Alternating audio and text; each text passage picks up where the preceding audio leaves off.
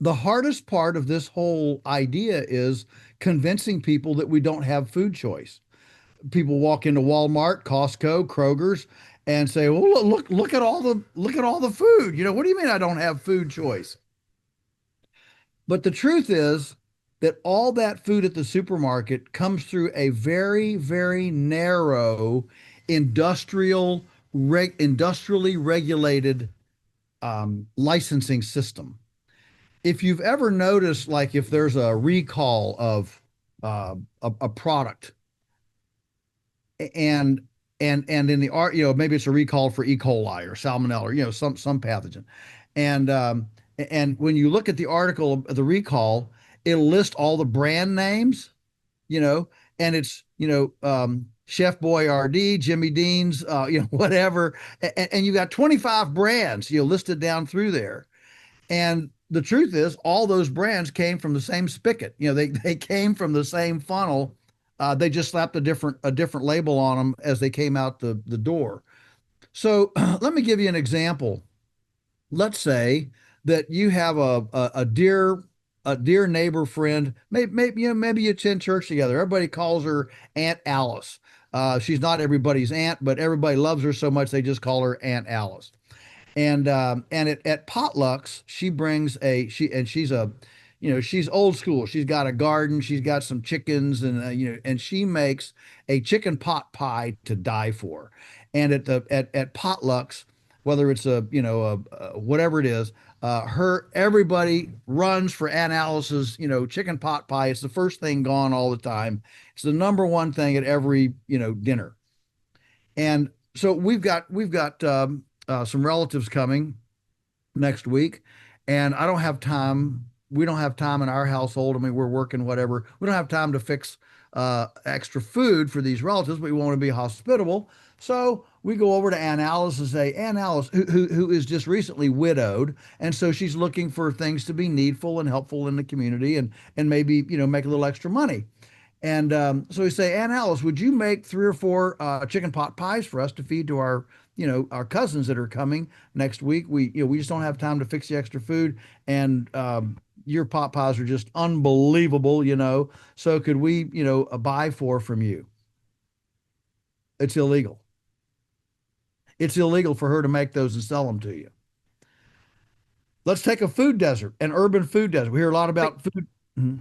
Go can ahead. I add in real fast? Mhm. So, real life example of what you just described. I have a friend who lives in my community, and she was trying to make some extra money for her family, and she's a great cook. And so that's what she did. She put together meals, like full meals, and she would post them on her Facebook page to let all her friends in our local community know what she had available meal wise to sell for that week. And the Yep. friends would come and, give her the money, and they'd come to her house and pick it up, seemingly harmless. And everybody raved about her food. And Absolutely. she got in trouble Hmm. and had to stop doing it, even though the friends all raved about it, wrote good reviews about it, and wanted to keep buying the food from her.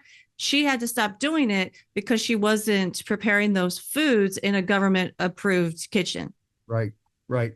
Well, I have never gotten over this. For me, this goes back a long time. When I was in high school and I was trying to figure out how do I make a living on this little farm, I wanted to come back to the farm full time. How do I make a living on this farm? At that time, we were hand milking two Guernsey cows.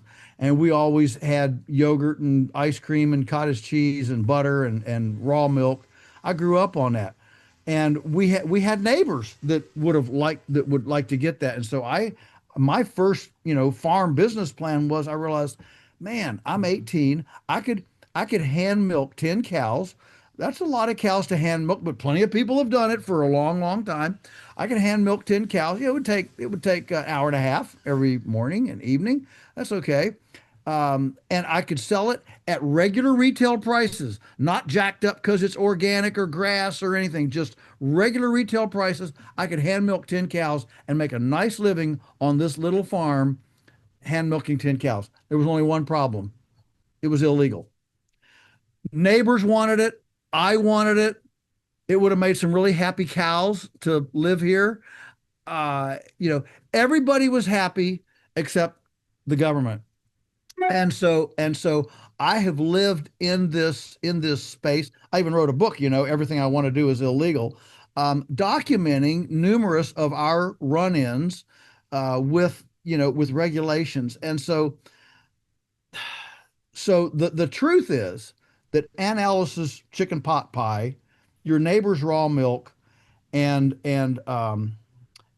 Uncle Tommy's you know, homemade bologna, pepperoni, you know, charcuterie.